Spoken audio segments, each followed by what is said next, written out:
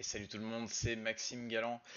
Alors, dans cette vidéo, on va vraiment faire les premiers pas en termes d'interface et de création de projets avec UEFN.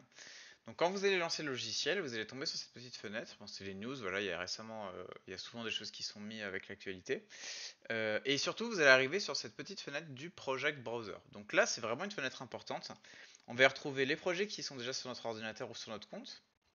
On va y retrouver des templates de base d'îles.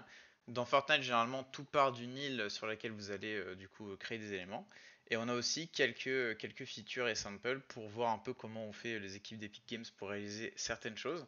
Donc moi, ce que je vous propose, c'est que comme c'est la première fois, il va falloir qu'on apprenne un petit peu l'interface, le sculpting de terrain et tout. On va utiliser tout simplement une île assez facile, enfin assez facile, ce ne sont pas faciles ou difficiles, mais on va prendre une île qui est déjà un petit peu construite.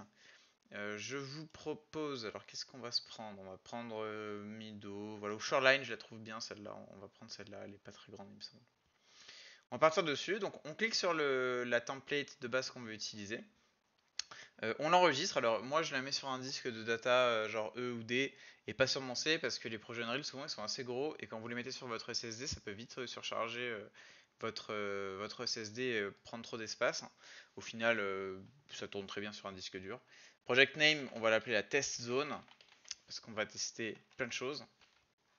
Pas de team, on aura une vidéo sur tout ce qui est synchronisation des fichiers entre plusieurs ordi, synchronisation avec des membres d'équipe et tout pour bosser à plusieurs sur UEFN, mais on va attaquer doucement. Donc la test zone, on va faire create et Unreal il va mouliner un petit peu, et là en fait ce qu'il est en train de faire c'est créer le répertoire, créer la map de base selon le template, et ensuite on va pouvoir découvrir notre petite interface qui vous allez voir en fait est très très proche de ce qu'on connaît déjà sur Unreal. Alors, là, vous arrivez comme ça. La première chose qu'on va apprendre à faire, c'est se déplacer. Pour l'instant, c'est moche, vous inquiétez pas, ça charge. Mais on va apprendre à se déplacer. Donc, pour vous déplacer, si vous faites clic droit, comme ça, vous voyez, là, je vais bouger la caméra. Donc là, au milieu de l'écran, on a ce qu'on appelle le viewport. Je vais faire un petit default editor pour être sûr d'avoir la même chose que vous si vous ouvrez pour la première fois. Le petit clic droit ici pour déplacer un peu la caméra. Et avec les flèches du clavier, on va pouvoir bouger un petit peu. Là, ça bouge, mais extrêmement lentement. Donc, vous allez pouvoir cliquer ici, en haut à droite, là, sur caméra speed, et augmenter un peu votre caméra speed. Hop, là déjà, ça bouge un peu plus vite. Alors, pour gérer votre vitesse, ce que vous pouvez faire, c'est donc là, je fais les flèches du clavier au bas, gauche, droite, hein. C'est que vous pouvez tout simplement, quand vous faites clic droit là pour vous déplacer, bah, si en même temps vous faites rouler la molette vers le haut, vers le bas, vous allez pouvoir accélérer. Là, vous voyez, j'accélère en allant vers le haut avec la molette. Et si je la tire vers moi, donc je fais rouler vers moi la roulette, hop, là ça ralentit. Ça c'est super, et vous voyez en haut à droite, hein, regardez, posez votre œil ici, vous allez voir en fait quand j'utilise, c'est un raccourci, hein, c'est-à-dire que j'aurais pu parfaitement gérer ma caméra speed directement ici, hop, revenir, voilà. S'il y en a qui aiment plus utiliser les boutons, vous pouvez faire comme ça. Euh, S'il y en a qui viennent un peu de la 3D, Blender, Maya, des choses un petit peu comme ça, bah, vous allez avoir avec Alt-clic gauche, Alt-clic gauche, donc Alt-clic droit pour avancer reculer, et molette. Là, j'appuie sur la molette, je clique dessus. Vous voyez, je peux faire des panneaux. Je vous cache pas que moi, j'utilise jamais ces méthodes-là dans Unreal. Parce que ben, je préfère tout simplement me promener comme ça avec les flèches du clavier et gérer un petit peu la molette. Alors là, échauffez-vous un petit peu, voilà, vous apprenez à monter, descendre, on peut aller sous l'eau. Regardez, on peut aller sous l'eau, c'est pas mal. On peut un petit peu se déplacer. Donc, ce qu'il va falloir qu'on apprenne, bon ça c'est vraiment les contrôles de base, c'est les menus qu'on va utiliser un peu tout le temps. Donc Launch Session, on ira dessus après, mais on va s'en servir pour lancer tout simplement notre map dans Fortnite. Ça va ouvrir Fortnite en fait, ça va lancer le jeu. C'est un bouton qui est extrêmement important. Il y a beaucoup de choses qu'on va les faire comme ça. À droite, vous avez ce qu'on appelle l'outliner. Donc l'outliner, c'est un truc qui est commun à beaucoup de logiciels en 3D. Vous cliquez, et en fait, vous allez récupérer les objets qui existent. Imaginons que je veux voir, donc là les backdrops, j'ai l'impression que c'est les éléments qui sont très loin, vous voyez, ici ça m'a mis un petit gizmo de déplacement. Mais imaginons que je sais pas, je suis perdu, voilà, je sais pas où je suis, j'arrive pas à retourner là-bas et tout. Ben, vous pouvez parfaitement cliquer sur un objet dans l'outliner, vous faites F et hop, ça revient dessus. Ça c'est commun à beaucoup de logiciels, hein. Généralement c'est F comme focus, vous pouvez le retenir comme ça. Donc l'outliner, dès qu'on va créer quelque chose, ça va exister ici. C'est un endroit où on pourra créer par exemple là vous voyez j'ai plein d'éléments du fond. backdrop, bah, si je prends plusieurs objets et que je fais ici un petit plus, bah, ça m'a créé un dossier. Donc là, je peux me faire un dossier que j'appelle backdrop. Hop. Comme ça, au moins, je peux ranger. Et avec le petit œil, je peux même cacher. Vous voyez, je peux cacher des trucs, les réafficher, c'est assez pratique. Dès qu'on va cliquer sur un objet, par exemple là je vais cliquer sur ce magnifique arbre, dans son panneau details ici je vais avoir des propriétés. Donc c'est un endroit où on va pas mal toucher en fait, hein. On va pouvoir, je sais pas, par exemple là je peux changer la couleur de l'arbre apparemment. Hop, on essaye, ce n'était pas du tout ça, bravo à nous, c'était pas du tout ça. Variation, il veut pas, hein. Peut-être il peut mettre les saisons, c'est génial sur les tutos de montrer les trucs qui marchent pas.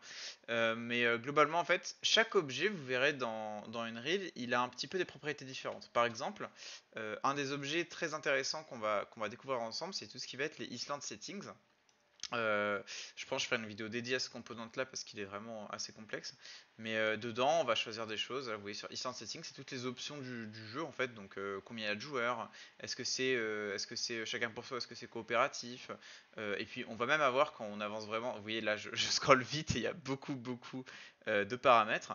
Mais c'est aussi ici qu'on va pouvoir changer par exemple l'heure qu'il est sur l'île. Alors là, vous voyez, je suis un petit peu en train de galérer à trouver les propriétés, mais c'est super parce qu'il y a une petite fenêtre search. Donc si je tape time par exemple, hop, time of day, quelle heure est-il sur l'île, bah, je peux se dire est-ce qu'il est 1h du matin, 9h du soir, etc.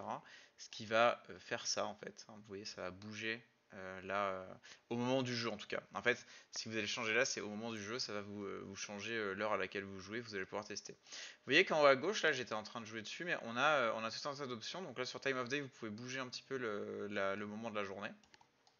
Vous allez avoir aussi tout ce qui est ici les modes de vision. Donc là je suis en lit. Lit ça veut dire qu'il y a les ombres, il y a les matériaux, il y a les matières et tout, il y a les réflexions et tout un tas de choses. Si vous faites unlit, si vous sentez que votre ordi par exemple il chauffe, je sais que sur Unreal assez vite ça peut monter, hein, ça niveau consommation carte graphique et tout. Dès que vous passez en mode unlit comme ça vous enlève les ombres, c'est beaucoup plus facile de naviguer. Moi je sais que quand j'ai des très grosses scènes, ça arrive que je passe comme ça. Ou voir quand j'ai plusieurs fenêtres ouvertes, en fait, pour pas trop tuer mon ordi, je me mets en mode unlit. Wireframe pour voir les maillages. Là, vous avez que le lighting. Et puis, en fait, il y a plein de choses. Par exemple, player collision, là, vous pouvez voir les collisions exactes des objets.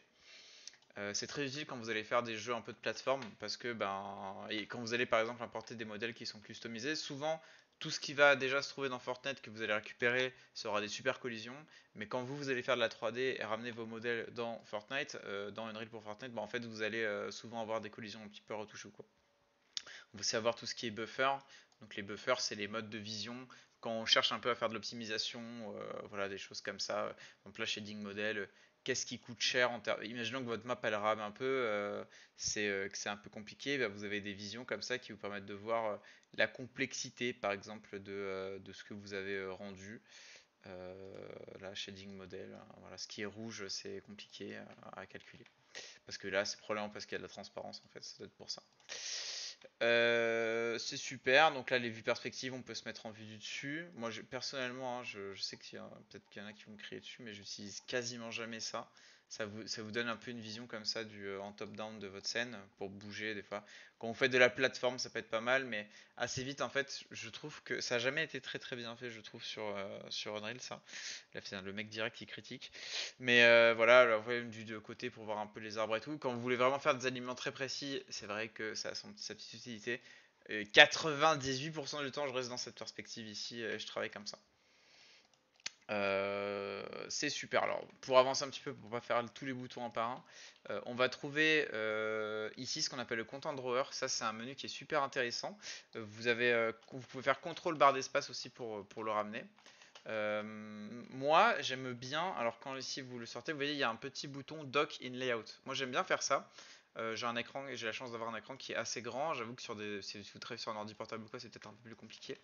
Mais souvent, en fait, j'aime bien avoir ce content browser là qui est lock tout simplement dans mon interface parce que c'est ici qu'on va trouver tous les objets 3D, les spawners, en fait, tout ce qui va nous permettre d'importer des choses dans la scène. Donc c'est aussi là qu'on va venir glisser quand vous faites de la 3D, vous verrez on fera un import d'objets 3D custom à un moment. C'est ici qu'on viendra créer tout ce qui est hiérarchie du projet, donc on peut créer des dossiers pour ranger des choses, on peut créer des matériaux, on peut créer des nouveaux niveaux Et ce qui est intéressant de regarder, c'est que si on fait clic droit Show in Explorer, tout ce qui va être référencé ici, en fait, c'est rangé ici dans Windows. Donc dans Windows, quand je vais créer un nouveau dossier, ben, ça va se répercuter ici dans le content browser. On peut en avoir plusieurs des content browser. Là, comme vous êtes dans Windows en haut, vous pouvez faire content browser 2, voilà, content browser 3, on peut en ouvrir 4 au total, ce qui est assez pratique. Ensuite, vous allez me dire, attends, Maxime, là, on est dans le content browser, mais comment est-ce qu'on sait où chercher? Donc, là, vous voyez que dès que vous ouvrez UEFN, vous avez toujours ce pack là. Dans tout vous aurez Fortnite, qui est tout simplement, bah, c'est les assets de Fortnite. Il y a des choses comme des matériaux, il y a des choses comme des objets, voilà, des props, hop, qu'on peut utiliser.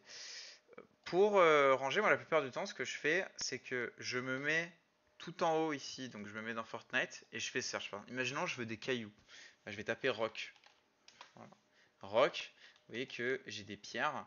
Ici, j'ai des choses que je peux venir utiliser. Et après, c'est très simple. On prend, on glisse. On prend et on glisse dans la fenêtre. Alors, euh, comme là, c'est la première fois, vous ne savez pas encore trop déplacer des objets. Donc, vous avez vu, ça a l'air assez logique. On clique dessus, il y a des flèches.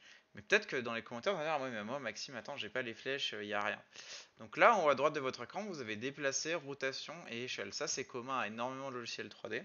Et souvent, nous, sur nos claviers français, ça va être mis sur W, E et R. Ok, W pour déplacement, E pour rotation et R pour échelle. Vous avez, là, il y a des personnes qui vont venir me voir, je pense, parce que vous avez ici, ça va cranter. Vous voyez là, on dirait que ça glisse. Et pareil, là, si j'active ça, quand je vais déplacer sur des mouvements, mon rocher. Ah là, attends, j'arrive pas à le reproduire le truc. Mais là, mon rocher, on dirait qu'il bouge de cran en cran. Je vais mettre un écart qui est énorme, comme ça on va bien voir. Vous voyez là, ça se passe de cran en cran. En fait, sur Unreal, vous avez une grille. Et quand vous voyez ici les petits logos allumés en bleu, c'est qu'en fait vous êtes en train de manipuler sur la grille. Donc si par exemple, je sais pas, moi j'ai une grille ici pour les rotations de 10 degrés en 10 degrés, bah boum, ça va bouger de 10 en 10 uniquement, ce qui va me permettre de faire par exemple des rotations à 90 ou des trucs un peu comme ça. Donc pensez-y, là vous avez les petits logos qui sont soit éteints, soit allumés en bleu, ce sont tout ce qui va être snapping, voilà, snapping à la grille, snapping en échelle, des trucs un peu comme ça. Donc là, on peut glisser. Alors, je suis désolé, c'est en anglais, hein, il va falloir chercher un peu. Genre, par exemple, arbre, c'est très. Alors, n'hésitez pas à avoir un petit Google Trad à côté si vous avez envie de. Bah, si vous n'êtes pas une bête en anglais. Mais il va y avoir quand même beaucoup de choses. Après, il y a des catégories. Et surtout, dans une vidéo là qui va suivre assez rapidement, je vais vous montrer comment est-ce qu'on peut explorer la bibliothèque. Là, c'est par le content browser. Donc, si vous êtes extrêmement familier avec Unreal, c'est quelque chose qui va vous paraître super. Là, vous voyez que quand je suis dans l'onglet Fortnite ici, ça, faut apprendre à naviguer, hein. Dans le content browser, c'est assez important. N'hésitez pas à vous entraîner un petit peu. Mais Fortnite, Préfab, je trouve que c'est un des dossiers les plus intéressants. Vous avez des noms. Enfin, je sais pas, là, il y a marqué Lighthouse, donc c'est euh, c'est super phare, voilà en français. Hop, j'ai un préfab de phare que je peux emporter. On verra quand on fera launch session, un peu après dans les tutos, que en fait, il y a toute une interface très bien construite directement dans le launch ici, qui nous permet d'explorer les assets qui existent dans Fortnite. Après, je vous cache pas que quand vous connaissez un petit peu à les connaître, vous commencez à naviguer, c'est assez facile, mais au début, il faut passer quelques heures à explorer un petit peu pour s'y faire. Souvent, les préfabs, donc là j'ai importé un phare, ils viennent de manière assez. Vous avez vu, hein, là je tire des petites réglettes, on peut vraiment ajuster l'interface dans Unreal. Ils viennent en plusieurs morceaux. Là par exemple, le phare, vous avez vu, c'est un objet quand même assez complexe, hein. En fait, c'est pas un objet complexe, c'est un amas de plein d'objets qui font qu'il est complexe. Là, on peut, vous voyez là, ça se voit. En fait, on a Loki's Lighthouse qui, en fait, donc si je clique ici sur Loki's Lighthouse, pardon, je vais pouvoir tout déplacer d'un coup. Mais dès que je vais cliquer sur un élément particulier, par exemple là la flèche en haut, bah boum, là ça m'a pris que le toit. Donc si vous dites ah mince Maxime, j'ai importé une maison et j'arrive pas à la déplacer parce que c'est trop compliqué, ben pensez-y dans l'outliner, vous remontez et vous prenez ici celle qui est le plus en haut et vous pourrez la déplacer. Donc ça c'est assez pratique. Alors les assets, si vous faites déjà du Unreal, vous voyez que les assets ici ils ont un peu des classes. C'est-à-dire que dans Unreal, on a des filtres normalement. Ici, vous voyez, par exemple, ça, si je clique, ça c'est le petit onglet des filtres. Si je tape par exemple texture, bam, là j'ai toutes les textures qui sortent. Ça c'est génial. Si je tape par exemple mesh, j'ai tous les meshs qui sortent. Et là, si vous faites de la 3D, vous dites, ah, mais attends, moi je voulais mettre des meshs et des meshs, j'en vois pas beaucoup. Bah, c'est parce qu'en fait, les assets de Fortnite, notamment les préfabs, ils ont une classe à part. Là, qui est la classe ici, c'est Fort Play Set Item Definition. Il est un petit peu long. Et on peut pas les ouvrir en fait, vous voyez, ils sont en read-only. Alors on peut les prendre, ces assets-là, et on peut les mettre, on peut les utiliser. Mais je pense que c'est un petit peu pour protéger les assets que Epic ou Unreal nous permet pas vraiment de les ouvrir comme si c'était des meshes 3D. Par exemple, ça va être difficile. Normalement, dans Unreal, il y a une petite option pour cliquer sur n'importe quel objet pour pouvoir l'exporter en FBX pour le récupérer en 3D ou quoi. Là, c'est bridé, c'est pas exactement le même clic droit que quand vous faites clic droit dans une version originale d'Unreal Editor. Bref, bon, après, si vous êtes débutant, ça ne vous concerne pas trop pour le moment. Mais là, au stade où on en est, on sait se déplacer, on sait un peu naviguer dans l'interface et on sait utiliser le content de browser, du moins un tout petit peu pour faire des choses. Moi, ce que je vous conseille, c'est que vos 10-30 premières minutes, vous les passez comme ça à explorer un petit peu, à essayer de poser des objets, à les déplacer. Vous pouvez parfaitement vous amuser à mettre un petit peu des arbres, à mettre des rochers, avant de passer à la vidéo suivante. Et on va clôturer ici, ça fait déjà quelques minutes. Et on va enchaîner sur la leçon suivante qui va plus porter sur le sculpting de terrain. N'hésitez pas à poser des questions dans les commentaires si vous en avez. A très bientôt.